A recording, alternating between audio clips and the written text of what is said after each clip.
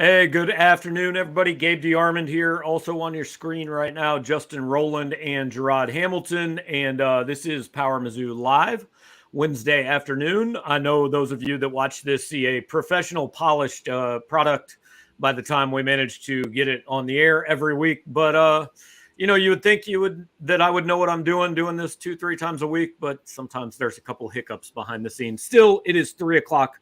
We are here on a Wednesday afternoon. We're going to preview Mizzou and Kentucky momentarily. If you're watching live with us, feel free to ask questions, make comments. We will get to those later on in the show.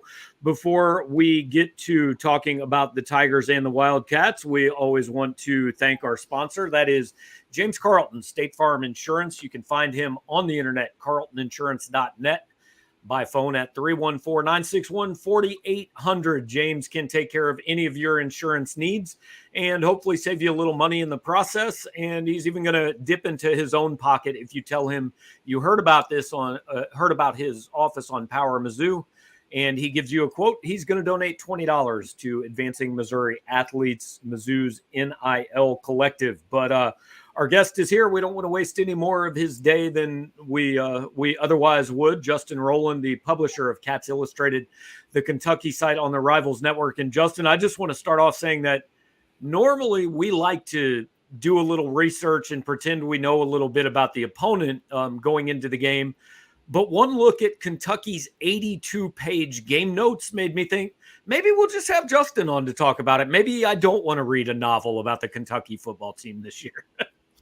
It kind of feels appropriate the way this season is gone, but that's the way Kentucky fans are. I'm sure Missouri fans are that way. They do a good job over at UK Athletics, and really big game for both teams for different reasons. It feels like. Yeah. I want to start off just with this. This seems to me kind of to be Missouri's maybe best series in the SEC or most interesting series. South Carolina has been a little bit, but Kentucky's closer.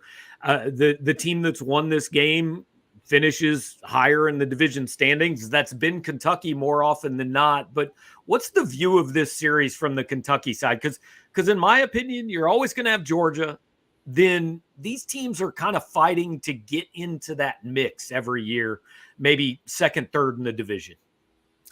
Yeah, it's been a really competitive series, and I think when Kentucky fans talk about going on the road to Missouri, they know. I think the widespread feeling is this could be a tough game.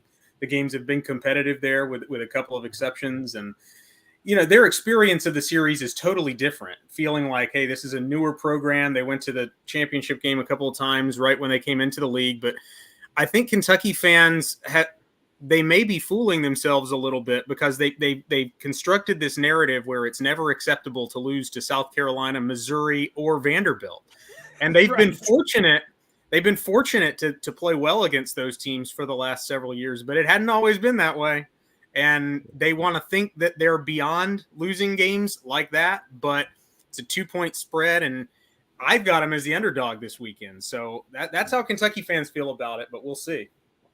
Is that how the players are looking at it? Because I know safety Martez Manning from Missouri was saying that he gave a great pregame speech that everybody from Drinkowitz all down to, every player is kind of saying that speech versus before South Carolina game was it was one of the best they heard in a minute. And he was talking about respect. He feels that Missouri has a lack of respect in the conference, and he and other players have said this game is more of a rivalry game, more than the manufactured rivalry they have with Arkansas. Do Kentucky players see it that way as well? It's interesting. Stoops took a similar question about the Tennessee game in a very different direction last week. They asked him if he heard more about Tennessee or Louisville, and he said, I hear a lot more about Louisville. Well, they never beat Tennessee, so that's an interesting approach. But, yeah, I think the players' motivation is not going to be an issue. I mean, Kentucky's coaching staff has always spoken very highly of Mizzou staff. I've always sensed that they thought very highly of Barry Odom staff. I always heard they felt like he was a guy who was doing it the right way, and I've heard similar things with Drinkwitz, and the way they played last time they were down there, and the way that they've played after losses under Stoops. I don't think it's so much about Missouri this week for them as is this team going to rebound at any point this year, or is this like one of Stoops' earlier teams that's just never able to get back up after they get punched? Well, I would say if I was on Mark Stoops' staff, I also would have thought highly of Barry Odom because I went 4-0 against him. But so I want to get a little bit into, tell me what is Will Levis? Because we see this stuff that, hey, this is a first round quarterback. To me, I think that's says more about the NFL and how they overvalue the position and sometimes panic. And I think Will Levis is a solid college quarterback. But we also see games like last week with 98 yards and 3 picks. I mean, how good is this guy consistently? The riddle wrapped inside a mystery and in an enigma kind of sums it up well. He's going to be a first round pick. And whether he's a top 10 pick or not, I don't know, but they've got him grouped with Bryce Young and CJ Stroud as one of the top 3 quarterbacks in the class. The caveat being, it's not because of anything he's done at the college level. We just have to be honest about that. Like he's off the charts plus in some trait categories. Arm strength, the way it comes out, competitiveness. He acts like a leader. I mean, there's no reason to doubt that this guy has the stuff to be really good one day.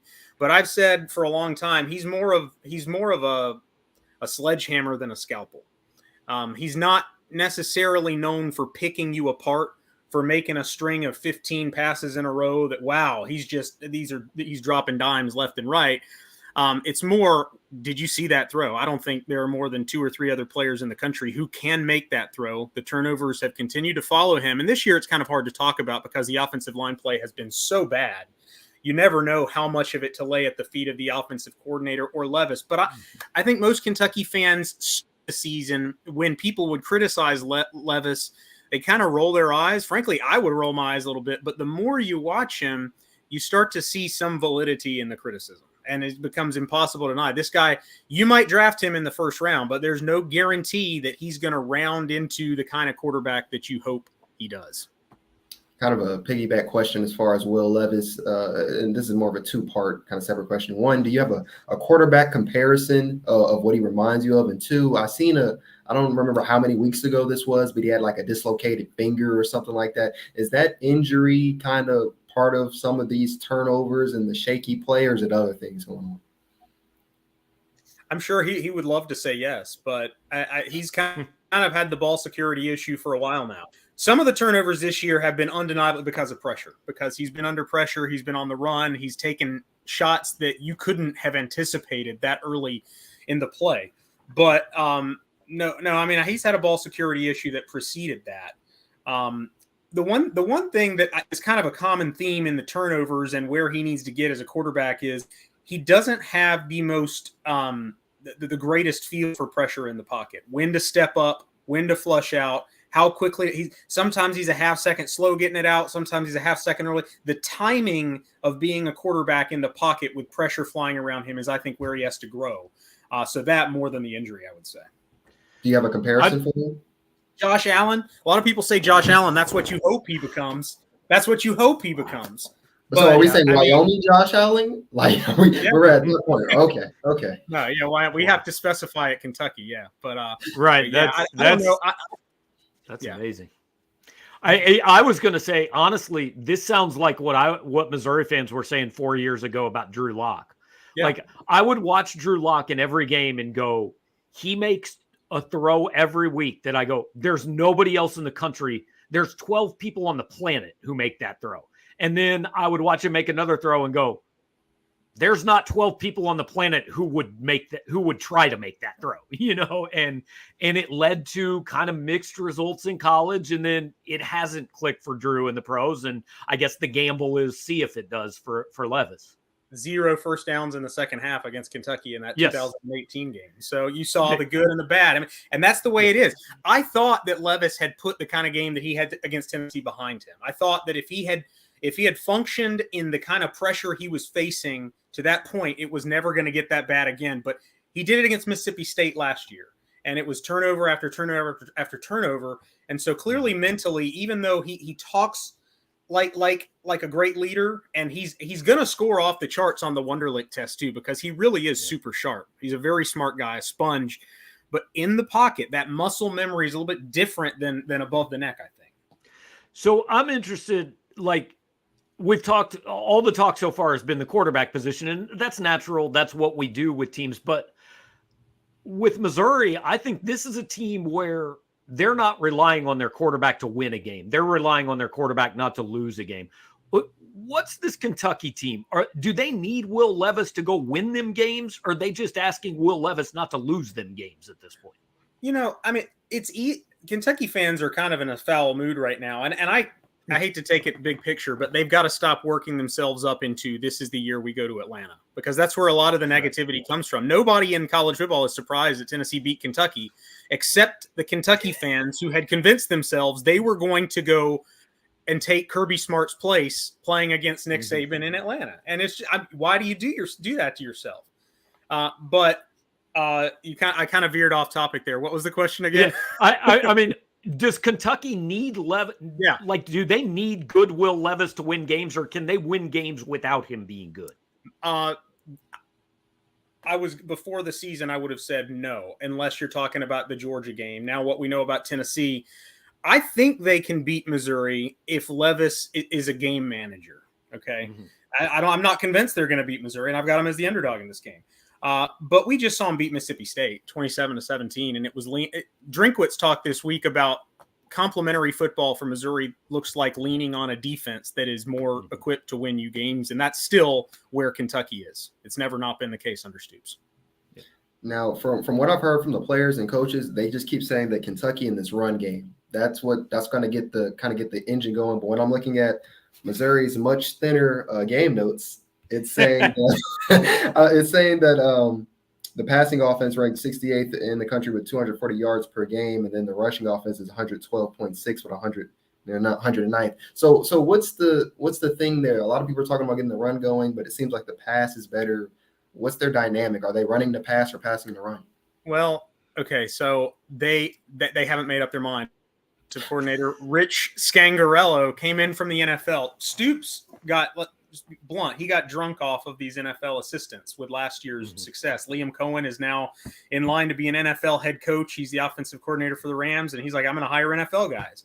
Scangarello's in the NFL, but the transition to college has not been as smooth and as seamless. And just frankly, Cohen clearly, when he came in, you could tell he knew, okay, the hashes are different, so this has got to be different, and that's got to be different. Scangarello's coming in. He's running a very pro-style offense. They're probably as pro-style as any college team in the country.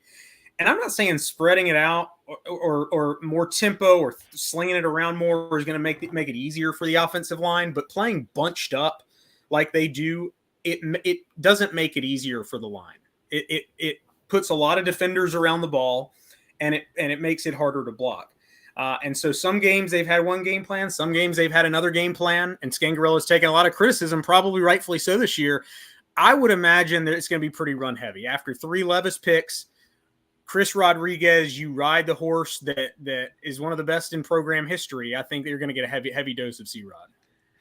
Last thing offensively from me, and look, we have seen this up close for the first 7 weeks of this season. I don't think it matters what you do if you can't block someone. Mm-hmm. And I mean, like, Kentucky isn't just not as good on the line as Kentucky has been lately. They have some like historically bad SEC numbers, pass protection wise. Is this line as bad as the numbers have made it look? Yes, and last I saw, it was the most sacks any team had given up in the SEC through like 7 games since 2007. Yeah, since Missouri joined, I know. Yeah, 12 or 14 times 15 years. That's a lot of teams ranked ahead. And the problem is they haven't been able to isolate the problems. Okay, the left side struggling to block the run, the right side struggling to block the pass. They've got guys playing out of position. They've had a lot of recruiting misses. They knew that they were going to get a left tackle from the portal, and it just didn't happen. Tyler Steen is at Alabama because they took Kentucky's offensive line coach. And so everything that could have gone wrong has gone wrong. And this is their 3rd offensive line coach in 3 years. And so they're in a situation now where the offensive line was key to everything they did as a program. And you have to start from scratch there. No guarantee you're going to get back to it. I actually think this is a pretty pivotal juncture for the program, for the identity that Stoops has built. He had gotten it to the point where, okay, they can run, but they can't pass. And in trying to make it more balanced and better overall, they lost something that had been an essential ingredient. So it's been a huge drop-off. Justin, help me figure out this Kentucky defense. I haven't started my preview yet, so I don't know if there's some first-round picks I don't know about, but this is a top 25 defense, a top 20 passing defense. I mean, who are the defensive playmakers that the Missouri's offense is going to have to watch out for? The whole is better than the sum of the parts in this situation. I don't know that there's one top 3 or 4 round pick on the defense. I really don't. But they've got a lot of guys that are very experienced and schooled in the scheme. Kentucky's defense is all about a shell. It's you take away explosives. And one of the reasons they kind of struggle with Missouri in some of these games in the past is Missouri, more than some other teams, previous Missouri teams, were more content to take the 5 and the 6 yard check down and just kind of take what came to you. This year it's been much of the same, but they obviously didn't cut down on the explosives last week against Tennessee. So linebacker Jaquez Jones is out. Safety Jalen Geiger is out. Linebacker DeAndre Square was banged up. They're pretty banged up on the back 7. And I would say the linebackers coming into the season was the strength of the team. 4 experienced captains at that level of the defense, but they could be without 2 of those guys this week. And so they're definitely reeling a little bit. Well, I don't know if this is good news or bad news for Kentucky fans, but 5 or 6 yards is explosive for this Missouri offense this year. So it'll be interesting. I mean, your description of the Kentucky defense, I use the exact same phrase for the Missouri defense. Like, I don't know that they have a guy that's going in the first 2 rounds of the NFL draft, but it's a top 25-ish defense in the country this year. I mean, the only thing I know about this game, Justin, I think 21 points wins this game. I just can't see any scenario where either offense tops that. I could see that. And I don't believe that. I think Kentucky's going to keep it very simple. They got really tricky with a trick play in the South Carolina game, and that blew up. It was a black cloud that hung over the whole game. They never recovered from that. And then last week against Tennessee, the 3 picks for Levis, and Stoops in the press conference basically calls out the offensive staff and says, it better get better. And a lot of people took that as nothing is off the table when we get to the end of the season. So I think when Stoops has been in a situation that's back against the wall like this, they've run it. They've gone back to what they want. The question is the line going to be good enough to let them do that? Jarod, you got one more? No, I think he answered a lot more than I thought he was. So I appreciate you, Justin, helping with the tribute tomorrow. No missing first-team All-Americans. No hiding All-Americans out there. Yeah. I want to wrap up with one thought from you. Look, Mark Stoops' name has popped up in the carousel for like 3 straight years now. He's never gone anywhere. I have said I think this is a big game for Mark Stoops because it feels to me like, and I don't know Stoops, so I don't know what he wants out of his coaching career, but there are places where, I said this about Matt Campbell. Like, I think he might have hit the ceiling at Iowa State, and now you wonder how much longer he stays. If Mark Stoops has hit the ceiling at Kentucky, like, is he happy staying there and winning 9 games and maybe 10, that's the ceiling? Or do you see him as a guy who might view this year or next year as kind of, hey, this is my shot to go kind of chase that ring at a place that can win a title? Because if we're being honest about college football, Kentucky and Missouri really aren't places you can win titles right now. Right. Well, he's had a lot of change in the last year. He's overturned half of his staff. There's the portal. There's NIL, which he doesn't seem to be crazy about. He doesn't really love recruiting. He's gone through divorce in the last year. A lot of change in the last year for him. But I've never sensed he's super eager to get out, because they pay him so much. He's going to be making upwards of $6 million a year with auto extensions for 7 wins and just crazy stuff in the SEC. And I mean, just real talk, Stoops is the perfect fit at Kentucky, because Kentucky fans might in the moment go crazy losing to Tennessee, but you're never going to fire somebody for going 8-4 at Kentucky. You're never going to fire that person. And Stoops has them there year in and year out. And frankly, I see a lot of people say, well, if only Florida State had hired him 3 or 4 years ago. I understand where Florida State's coming from. Stoops has to prove that he is the kind of coach who can win a national championship. There's questions about the offense, about the approach, about the philosophy that works well at Kentucky. But is that the preferred formula at a college football blue blood? And I don't think it is anywhere. So it's worked out well for Kentucky and bad for Stoops if he does want to move on. Yeah, look, I'll just say this. Mark Stoops has made Kentucky, at least debatably to everyone except John Calipari, a football school. So good for him. They're respectable. We'll keep it there. Yeah. Justin, appreciate it, man. Let us know if you need anything the rest of the week. Thank you, guys. All right, that is Justin Rowland, Cats Illustrated publisher, covers Kentucky. Those guys do a really good job over there covering the Wildcats. Encourage you guys to check out their site if you want some insight. I don't know, Jarod, this is another – I've decided this week, I think this league has 5 good teams. I think you got Georgia, Tennessee, Bama on level 1, LSU, Ole Miss on level 2, who could beat level 1 on any given day. Vanderbilt's on level 4, and every other team in this league, throw them in a hat, and one day they'll win and one day they'll lose. And I'm not sure there's much difference between those 7-8 teams. That sounds about right. I mean, we're getting to the point where just a couple of weeks ago, we were counting Vandy as an automatic win, but we were still saying, like, it has to go a certain way. And the same thing with South Carolina. Like, we both picked them to lose because it was really a toss-up game, though, even though we're saying that. Mm-hmm. We're getting to the point now where every game throughout the season, probably besides New Mexico State, in a way, or well, I guess not Tennessee, but in a way, is a Missouri could win this like how they won last week, or you probably not as bad, but you can see a realm of losing like how they lost at Kansas State if certain things happen. Not as bad, but just kind of like getting outplayed for most of the game in that, aspect. Yeah, I agree with Kyle McCormick. I actually said this on another show I did. Like, I think it's overly simplistic to look at, like, we do keys to the game, and like turnovers should always be a key to the game, right? But I think it's this simple. The team that doesn't screw up wins this game. Whoever wins the turnover battle is probably winning this game. Because again, I just don't see either offense being able to do too much to create a lot of separation. That is a good one, and that's probably the best answer. But my key to the game is probably going to be third down conversions. If they can get into third and manageables again like they did last week, they ended up going 8 of 16. And I didn't know this. It feels like quietly Missouri is 56th in the nation in third downs, while Kentucky is 71st. So if whoever's can get into those third and manageables, especially considering Kentucky wants to run the ball a lot and do things like that, and Missouri's trying to open up the offense and do these jet sweeps and all that, that can be the difference. And I think that third down stat from last week, I think that's almost entirely because of Cody Schrader. And not that he was the one converting every third down, but on 1st and 10, he was always managing to get 2 or 3.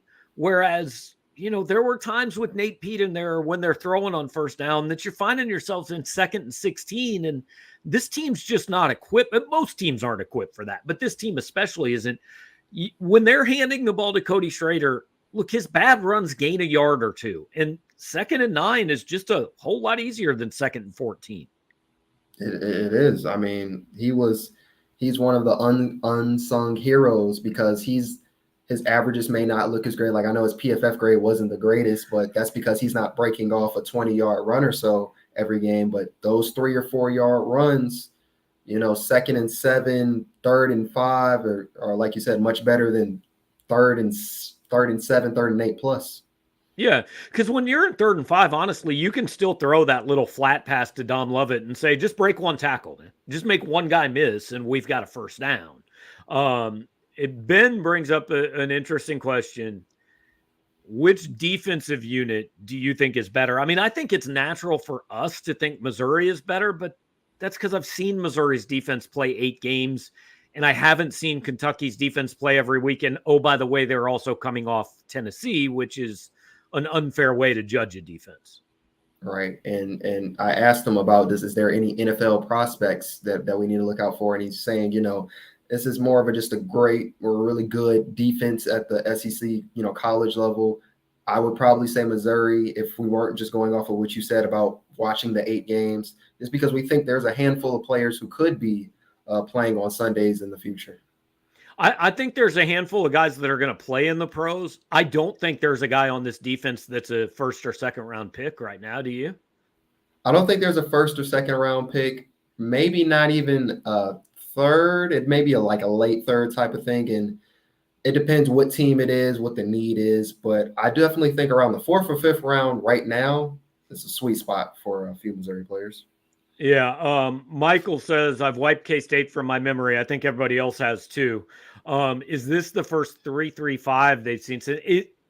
I don't know if you've looked at it enough. Is Kentucky a 3-3-5? Because I thought they were a 3-4. I haven't even seen it. What I have noticed when I do watch some of these things is kind of like I've noticed Blake Baker, his alternate, I guess, package whenever they seem they're in trouble is he'll go to a 5-2. So I wouldn't be surprised if Kentucky is switching out of 3-4 and 3-3-5 whenever they see fit. I have to look at it. Thursday's my preview day, so right. I got to check it out. Yeah, and I'll be honest, the only couple times I wanted to watch Kentucky play this year, by the time I could have turned the game on, I was like, oh, well, that game's over. I don't need to watch that game anymore, so that's kind of been my Kentucky experience so far this year. Based on Kentucky's O-line struggles, seems like Baker will be blitzing early and often. I mean, maybe, but the thing is, I'm not sure he has to. He may not have to, but I also think, obviously, I don't think blitzing when they're running is you're one missed tackle away. Missed tackle away. And this running back, if you ask me who's the better player, I think it's Chris Rodriguez. Or who's the more important player to get some damage done, I'm thinking it's Chris Rodriguez. I would, if I were them, Levis, do what you want to do or do what you think you can do, but I would try to stop Chris Rodriguez. Well, and the interesting part is, Will Levis is the supposed first-round pick, and they've got two really good freshman wide receivers, and I don't know. I don't view the Kentucky pass game as scary necessarily. No, just from what we've gathered and what I know about Chris Rodriguez, so they're going to be trying to run the ball. That one of their wide receivers and their kick returner is Barrion Brown. He went to a high school in Nashville, Tennessee. So I kind of, during the state playoffs and stuff, I kind of got some knowledge of him. He's very explosive. I think their special teams unit, like Drink said, is a top unit. Even though South Carolina statistically ranks better than them, Kentucky can break off a big run or make a big play in the kickoff game at any point with Barrion. Yeah, and this is the kind of game where one play can completely – I mean, when we're talking about a game we expect to be played in a phone booth, 17-14, something like that, one play can totally change it. AU Stock says better chances for – so let's just expand this question. If you've got to sit here today, 5-7, 6-6, 7-5, what do you lean?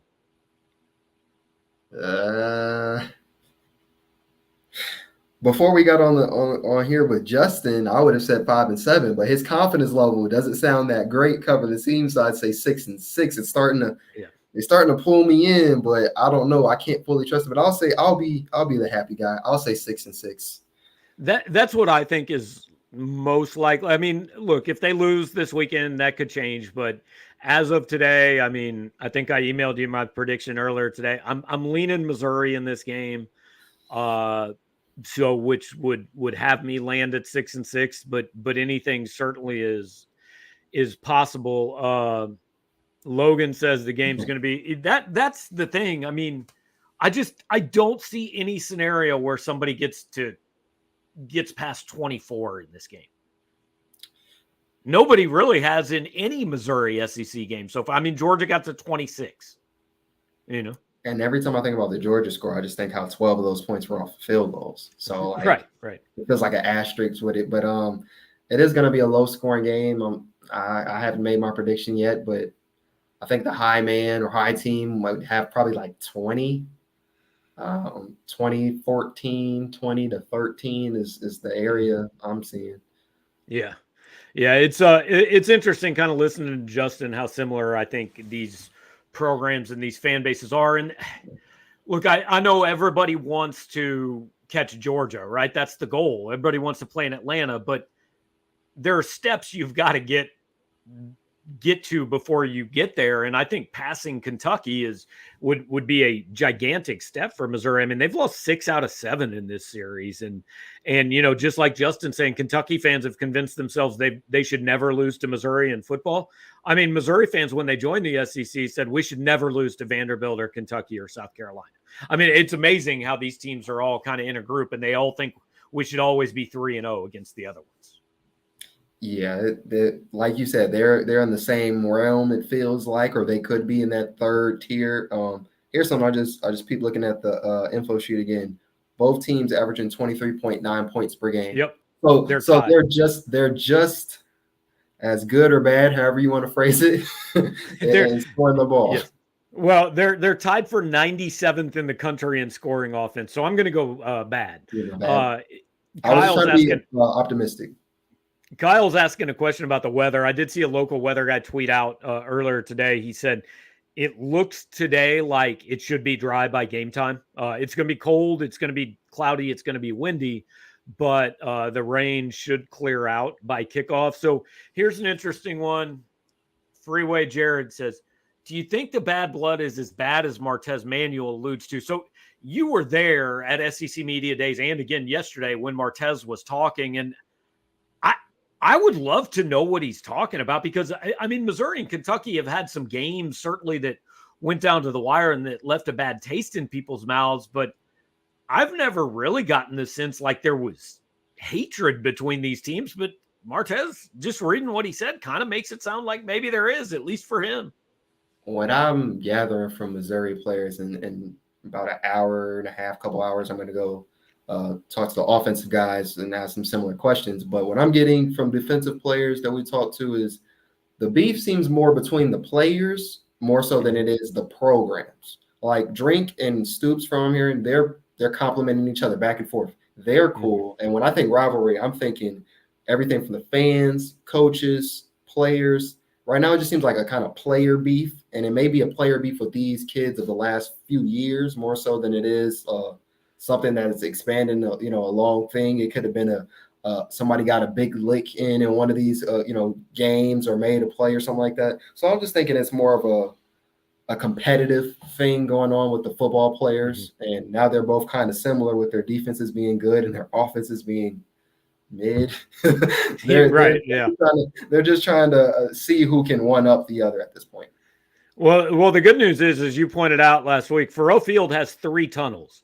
So it would be very poor management to get a repeat of Michigan State, even if they don't like each other, So everybody rooting against that. Last comment here from the Peanut Gallery. Kyle's already trying to kick you off the show, Jarod. He wants to know when basketball shows start up. Here I was again, thinking I'm adding a little seasoning over here. But my man's Drew was cool with us. So y'all, that's a cool. We can tag team the videos or whatever. I'm cool with it. Yeah. We did have basketball media day today. Talked to Dennis Gates. There's a video up with Aiden Shaw. Drew's got some takeaways on the message board. Exhibition opener tomorrow night. Regular season opener Monday night. So really, the next month is why I hired a football guy and a basketball guy, because it sucks covering both. I can tell you from experience, this is the worst month of the year if you're trying to do both of them. So we wanted to make sure we have each one individually covered for you guys. So yeah. I don't know, Jarod, you got football interviews tonight, writing a little bit about the rivalry tomorrow, and here we go, game number 9, I guess. Yeah, season art is almost over. It goes really quick. Yeah, I always get to this point in the year and think it just kind of seems like it just started. But then if they make a bowl game, you get through about 3 bowl practices, and you're like, oh my God, this is never going to end, man. What's going on? We can really start talking about the bowls again at about 4 p.m. Saturday. Around 4 p.m. Saturday, we'll know if I need to adjust my winner. I got bad news for you. Their APR is in the top 30 in the country. I think this team's going to a bowl game even if they're 5-7. Really? That can happen? So it basically, if there's not enough teams that are 6-6, they go by academic progress rate from the top down, and there ain't going to be enough teams that are 6-6, and Missouri's going to be toward the front of the line of 5-7 teams. So, assuming they don't lose to New Mexico State, man, Christmas in Detroit. How's that sound for the Quick Lane Bowl? Oh, no bueno. No bueno. We'll cross that bridge. We get to it. Exactly. All right, man. We'll let you roll, Jarod. Appreciate your time, buddy. All right. See you later. All right. Thanks to Jarod Hamilton. Thanks to Justin Rowland for joining us on this preview show this week. Hope you guys enjoyed it. Thanks to all you guys who did join us live, commented, had questions, all that. If you're here watching live, before you leave, please hit the like button on the show, the subscribe button on the channel. That helps us out a little bit, spreads the word about what we're doing, share it on social media. If you're listening on the podcast, hey, you can still help us out. Just tell your friends what we're doing, leave a nice review, say good things about us, all that. So want to thank all of you and want to thank once again James Carlton, State Farm Insurance. James just wants a shot to be your insurance agent. He's got a team of 8. If you call James's office at 314-961-4800, now you have to do it during business hours. But if you call them during business hours, the one thing I'll tell you, you're going to talk to a human being. You're not going to get a recording. You're not going to have to press 1 17 times. You're not going to have to tell them what language you speak. You're going to get an actual human being who wants to help you out with your insurance needs. Also, if you tell him you heard about his agency on PowerMizzou, then he is going to donate. If he gives you a quote, he's going to donate $20 to Advancing Missouri Athletes, Mizzou's NIL Collective.